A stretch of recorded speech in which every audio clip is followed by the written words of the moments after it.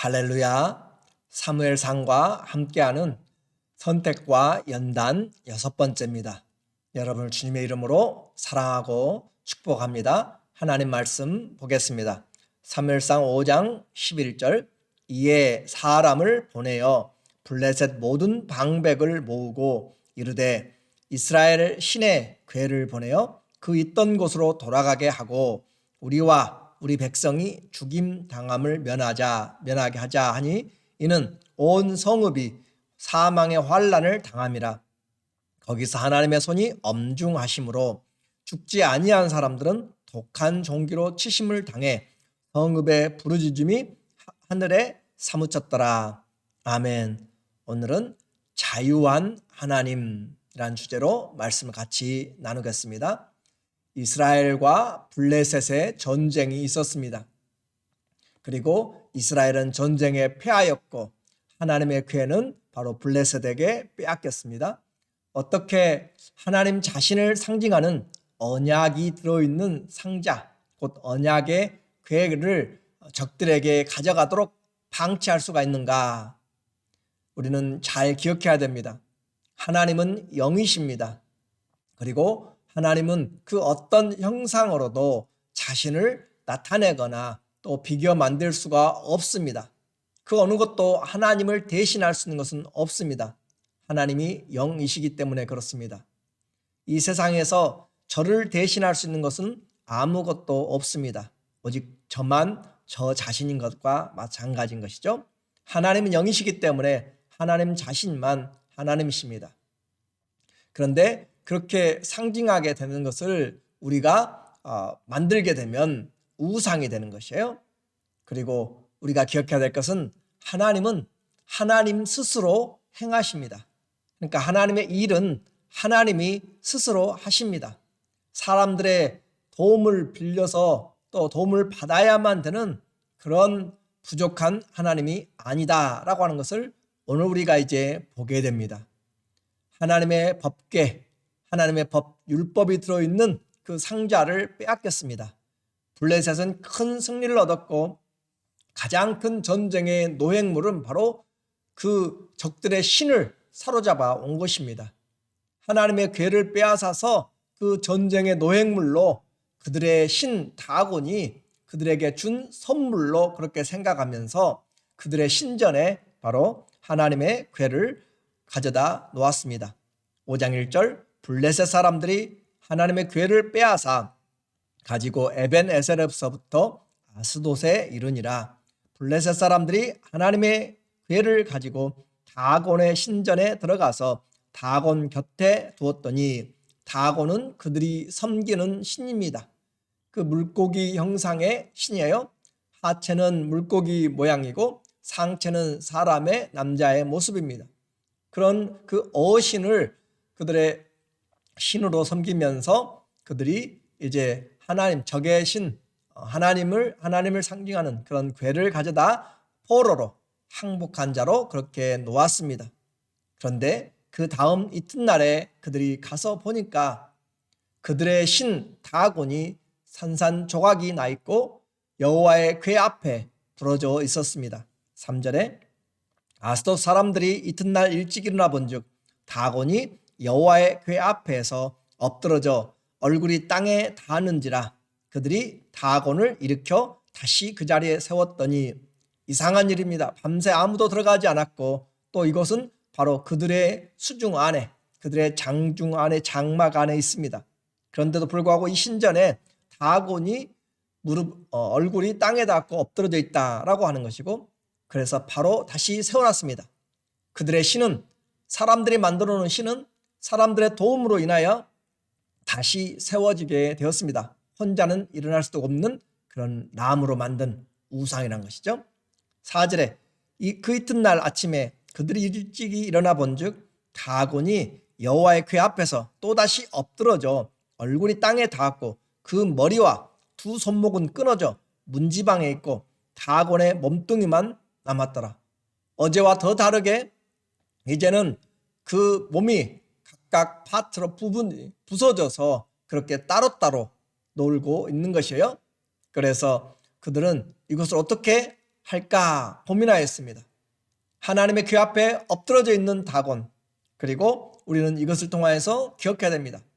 이것은 여호와의 괴가 한 것이 아니라 하나님이 하시는 일입니다.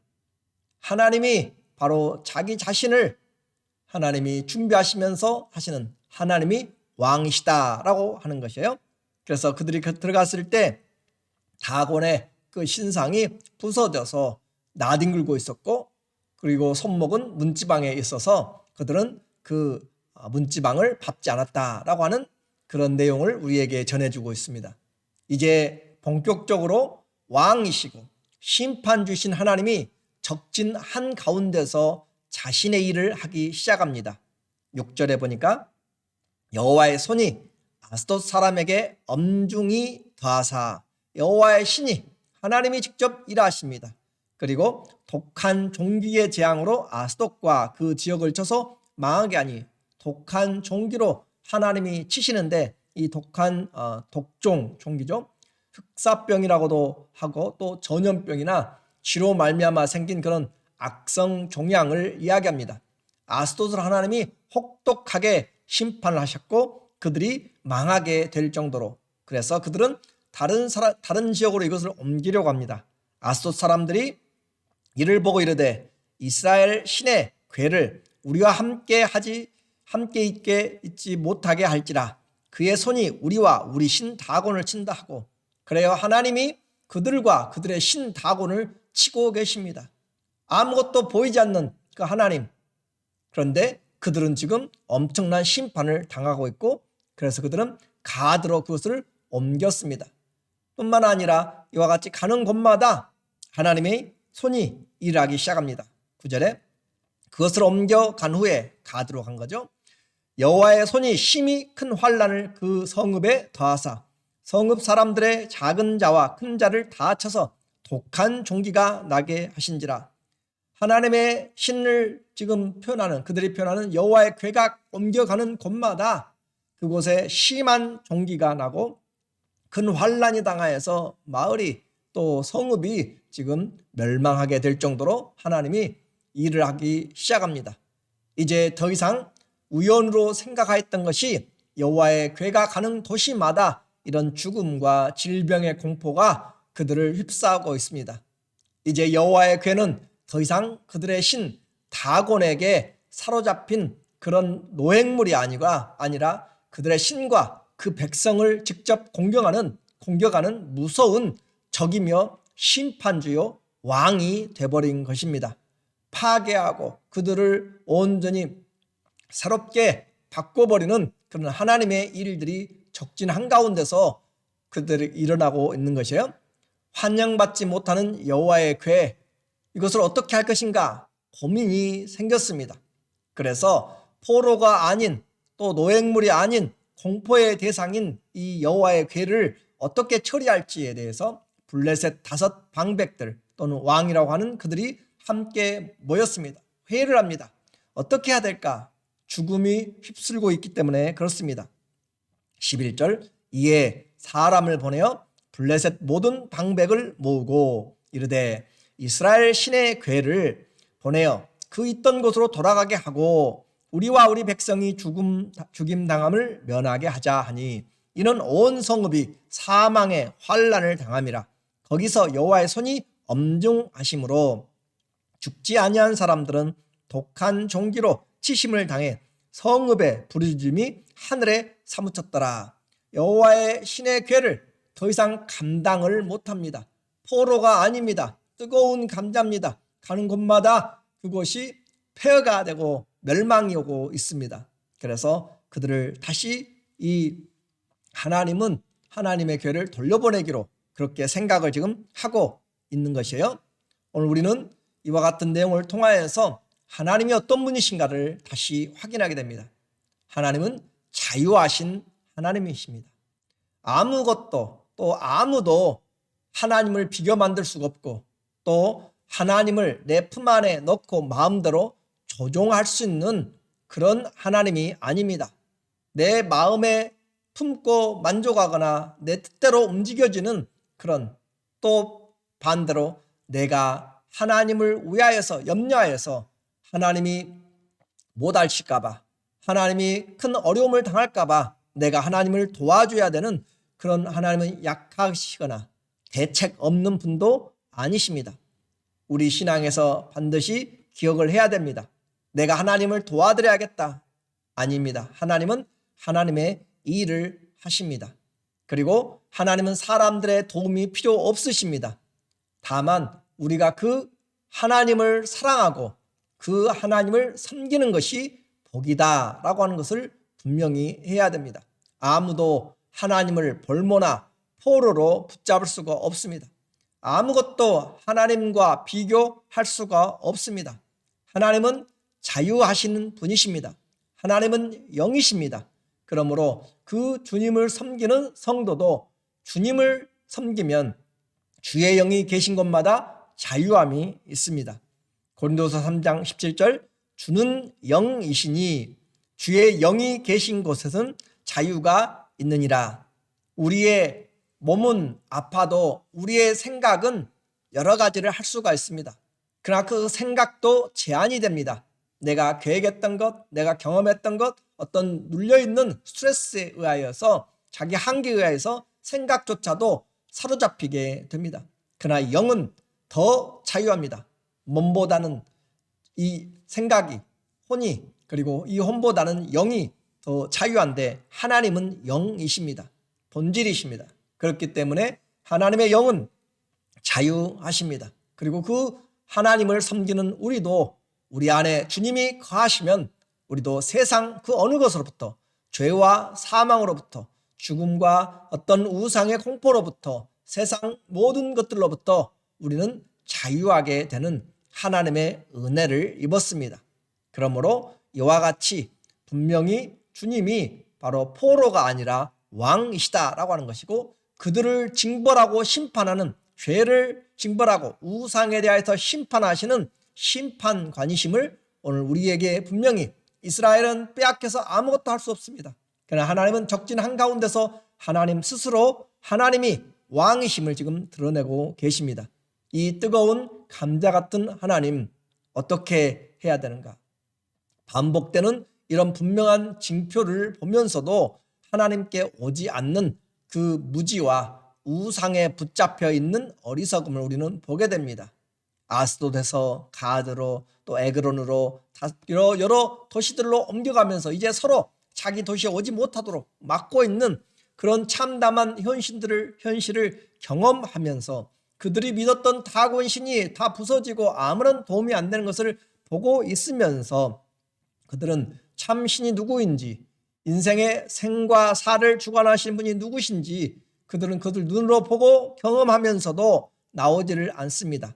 그리고 하나님 앞에서 이와 같이 죽어가는 이런 환경에서 부르짖으면서 하늘에 사무치도록 그렇게 하고 있지만, 정작 그 주님 앞에 이 여호와의 궤를 하나님이라고 그들이 생각하고 있지만, 그러나 그 하나님께 나오지를 않습니다.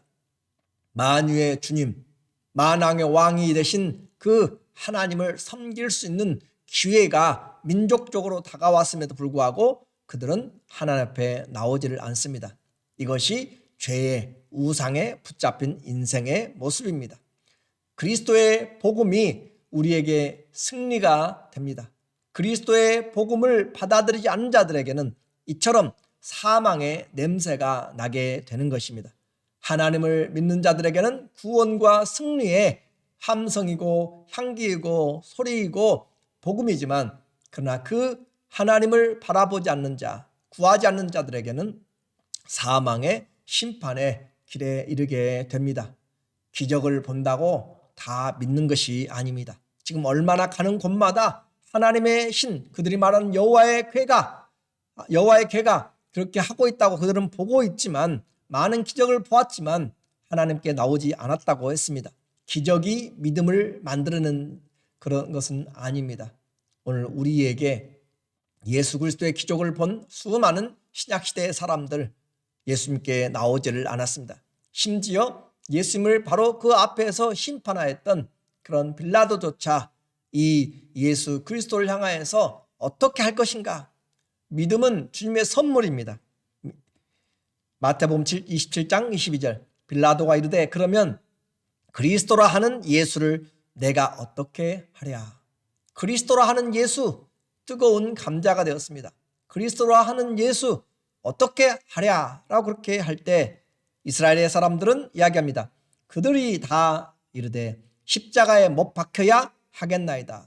예수 그리스도를 십자가에 못 박는 일에 이와 같이 그들에게 다가온 그들의 구원의 주 메시아를 그들은 이처럼 자기들의 죄로 인하여서 십자가에 내어주고 있습니다. 오늘 우리가 믿는 하나님 바로 믿기를 원합니다. 내가 믿는 것 바로 하나님의 은혜였습니다.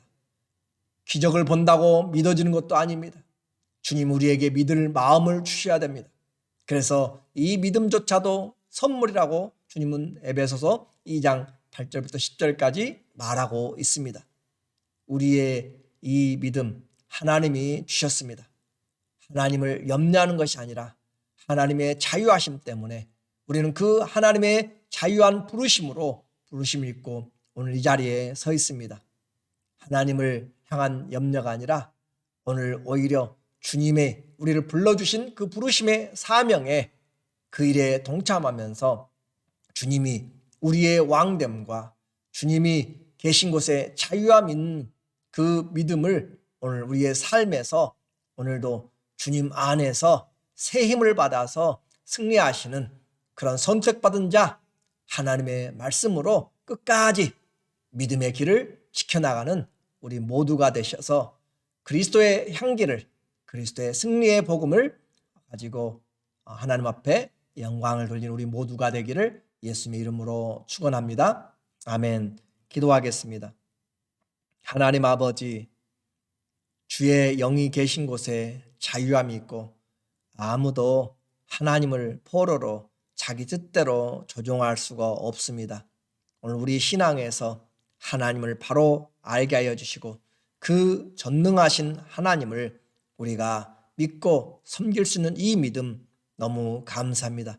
이 믿음으로 그리스도의 사랑의 향기들이 되도록 그리스도의 복음의 승리를 전하는 자들 되도록 주님 우리를 주의 도구로 사용하여 주시옵소서.